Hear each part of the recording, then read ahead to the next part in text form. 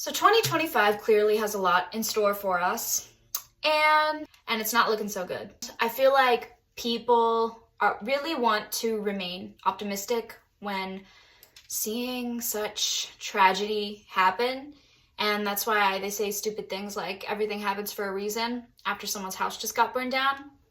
But truthfully, something that I've kind of learned is that when you're going through something really hard and when you're faced with tragedy, you really have to allow yourself to feel through the feelings.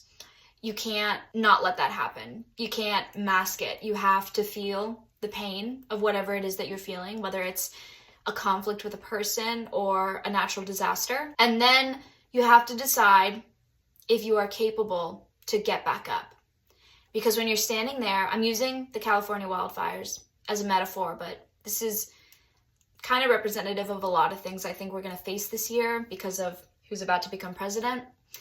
And I fear not only for the earth itself, but also for our immigrants and our, children, our women, our LGBTQ, and more, and so much more.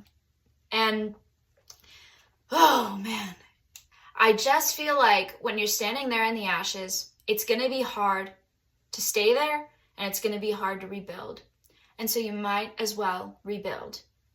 I think once you feel through the feelings and you are capable again, you have to get up and try again. And I was reading a book that talked about how our attitudes are really how we're remembered and how people remember us. So how we treat people when we're literally at our lowest is really indicative of who we really are as people and how we're going to be remembered. And I'm not some kind of shaman, some kind of girl that's going to come on here and act like I know everything. But I do know that you have to get back up if you're able to, and you have to keep fighting. I know that.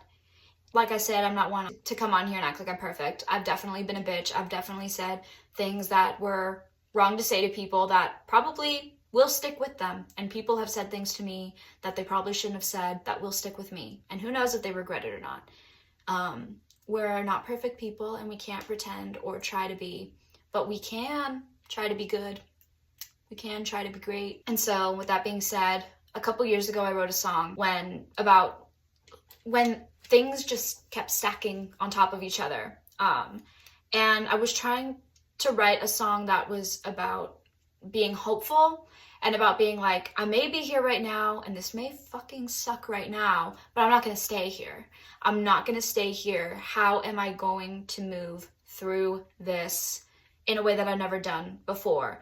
Because a lot of people don't really talk about how your coming of age is incredibly difficult. Probably, for me, worse than becoming a teenager was becoming an adult because it's painful. No one talks about that, but it's incredibly painful. And so I was trying to figure out how to move through it. And one of the ways is that I figured it out is by writing a song called Evil Eye, where I just talk about how, evil shit, bad shit is going to keep happening. And I just kind of have to send it back to where it came from. I have to not let it get to me, but when it does, because I can't lie, sometimes I do not countervail every evil eye that touch me. Sometimes it does beat my ass. Sometimes it does get me down for a few days, but I always get back up. Can I really speak? I haven't been through a natural disaster. But I've been through trauma that made me feel like I was never going to be okay again.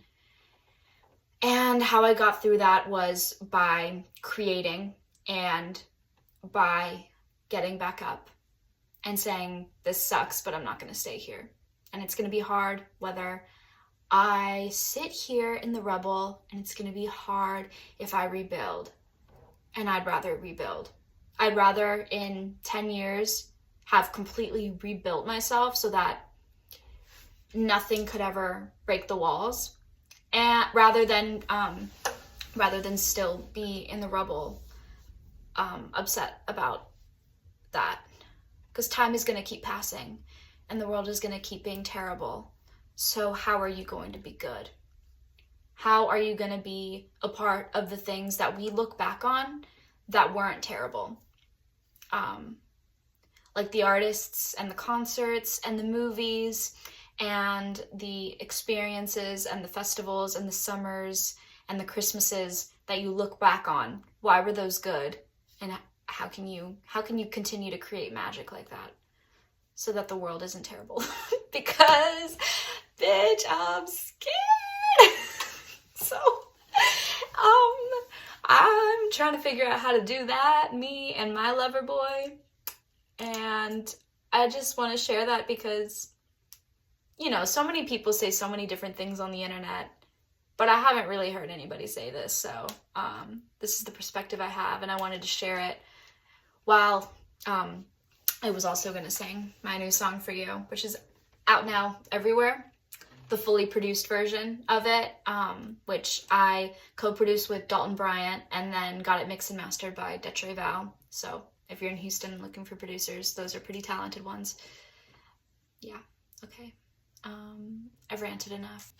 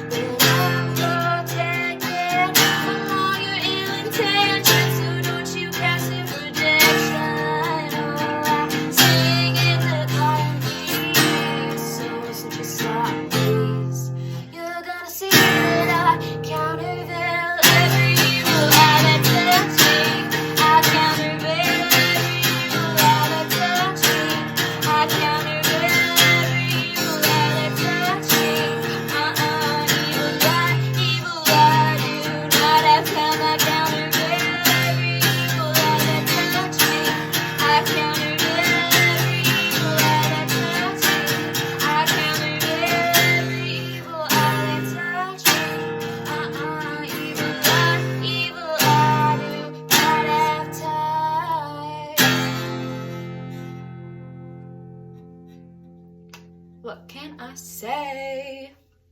Bitch, you can't even make this shit up. I fucking turned this off. I turned the video off, and then I go to check my phone. You have got to be fucking kidding me. That's crazy.